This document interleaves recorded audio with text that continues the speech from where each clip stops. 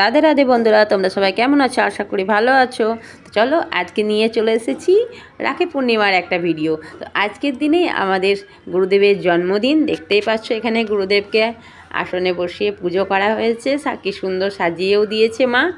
তো আর আমি গুরুদেবের জন্য ভোগ রান্না করেছিলাম। তো দেখো বন্ধুরা, ভোগে কী রান্না করেছিলাম: আলু ভাজা, ঘি করলা ভাজা, আর পোস্তর বড়া, পটল ভাজা, ভেন্ডি ভাজা, কিন্দুরি ভাজা।